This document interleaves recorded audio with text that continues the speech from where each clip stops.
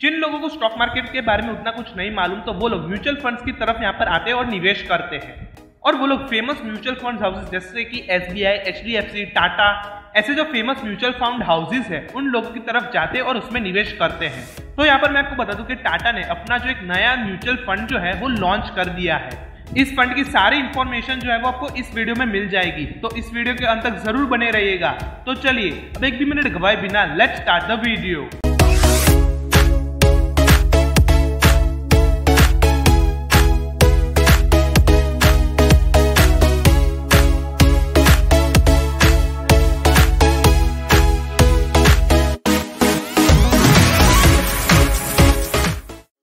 यहाँ पर आप उन लोगों में से एक हो जो कि यहाँ पर टाटा ग्रुप्स पे काफी ज्यादा भरोसा करते हैं। तो मैं यहाँ पर आपको बता दूं कि यहाँ पर टाटा ग्रुप्स ने यहाँ पर टाटा हाउसिंग अपॉर्चुनिटीज फंड जो है उसको लॉन्च जो है वो कर दिया है। अब यहाँ पर सवाल उठता है कि क्या हमें इस फंड में निवेश करना चाहिए, क्योंकि ये जो फंड है वो अभी अभी जो है वो स्टार्ट किया गया है।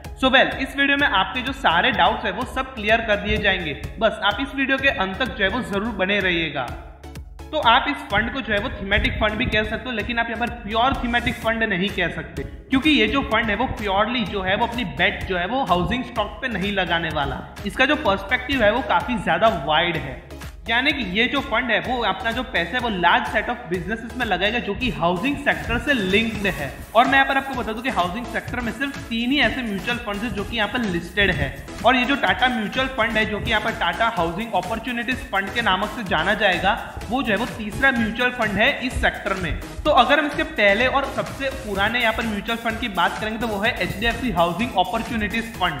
अगर हम इसके मैक्सिमम रिटर्न्स की बात करेंगे, CAGR देखें तो इसका है 6.90% का, जो कि उतना अच्छा नहीं है।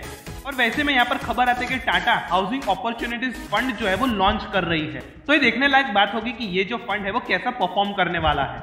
हम यहाँ पर आपको बता दें कि ये जो फंड है वो बेंचमार्क होने वाला है अगेंस्ट निफ्टी हाउसिंग इंडेक्स। ये जो इंडेक्स है वो 50 स्टॉक्स की है, लेकिन यहाँ पर ये जो फंड है वो 50 स्टॉक्स में जो है वो निवेश नहीं करने वाला है। ये जो फंड है वो यहाँ पर लार्ज सेट ऑफ स्टॉक्स में जो है यहाँ पर जो है वो निवेश करने वाला है, जो कि यहाँ पर हाउसिंग सेक्टर से लिंक्ड है। टाटा हाउसिंग अपॉर्चुनिटीज फंड के जो फंड मैनेजर है उनका नाम है तेजस गुटका। आगे की इनकी जो इन्फॉर्मेशन है इस फंड की वो इनकी जुबानी ही हम यहाँ पर देखते हैं। यहाँ पर उन्होंने अपने प्रेस कॉन्फ्रेंस में ये भी कहा कि यहाँ पर वो लोग जो है वो हेविली फोकस करने वाले हैं बिल्डिंग मटेरियल्स के सेक्टर पर, और वहां पर उनका जो पोर्टफोलियो है वो लगभग 70% का जो एलोकेशन है वो हमें देखने को मिल सकता है। यानी कि मकान बनते समय जो भी बिल्डिंग मटेरियल्स होते हैं उनके सेक्टर में ये जो फंड है वो 70% अपना जो पोर्टफोलियो है वो एलोकेट करेगा। और वहां पर मैं आपको एक और चीज बता दूं कि जो 70% का जो पोर्टफोलियो एलोकेट हुआ है उसमें से भी 40 से 50% की जो यहाँ पर पोर्टफोलियो एलोकेशन है वो मिड और स्मॉल कैप कंपनीज में होने वाली है। यानी कि इस फंड के निवेशकों को जो है वो अट्रैक्टिव जो रिजल्ट्स है, रिटर्न्स है, वो यहाँ पर जनरेट करके दे सकता है ये फंड।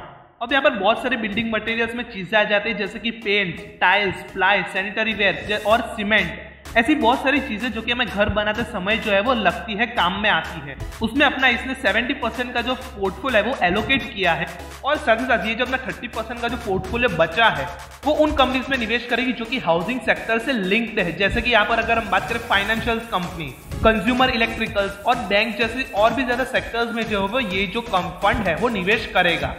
तेजस गुटका जो कि इस फंड के फंड मैनेजर है, उनका ये मानना है कि ये जो फंड है उसका जो पर्सपेक्टिव है, इनका जो यहाँ पर नजरिया है वो काफी ज्यादा वाइड है।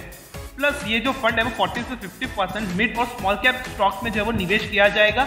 यानी कि यहाँ पर आपको अट्रैक्टिव रिजल्ट तो देखने को मिल जाएंगे, लेकिन यहाँ पर जो रिस्क है वो यहाँ पर जो है वो बना रहेगा।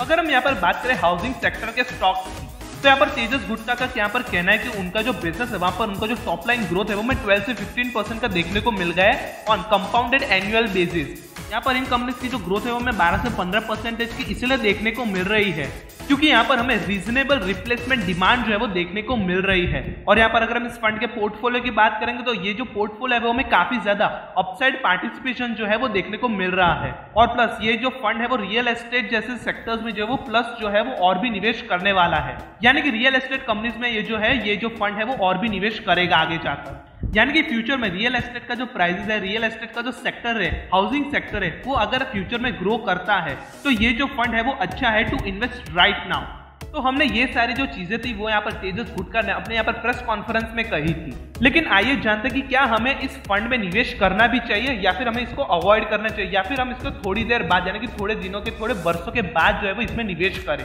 तो चलिए जानते हैं। यहाँ पर अगर हम फाइनेंशियल प्लानर्स की बात करें तो यहाँ पर बहुत सारे फाइनेंशियल प्लानर्स का कहना है कि यहाँ इस फंड में जो टाइमिंग है वो बहुत ही ज्यादा क्रिटिकल होता है, क्योंकि आप यहाँ पर कह सकते हो कि ये जो फंड है वो थीमेटिक फंड है या फिर आप सेक्टर फंड भी कह सकते हो। लेकिन ये फंड 100% थीमेटिक फंड नहीं है, क्योंकि इसका जो पोर्टफोलियो है, इसका जो पर्सपेक्टिव है वो काफी ज्यादा वाइड है।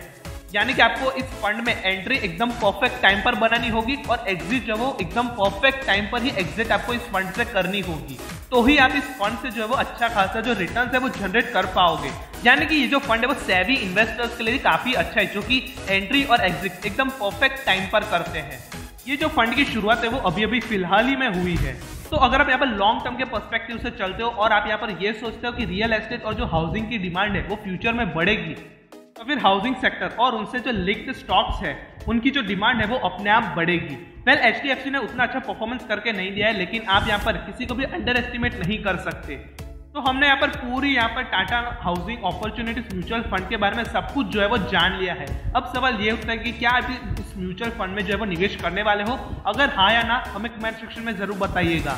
अगर आपको कोई डाउट हो, सवाल हो, क्वेरी हो, क्वेश्चन है तो वो भी हमें कमेंट सेक्शन में जरूर पूछ लीजिएगा, हम उस सवाल का जरूर जवाब देंगे।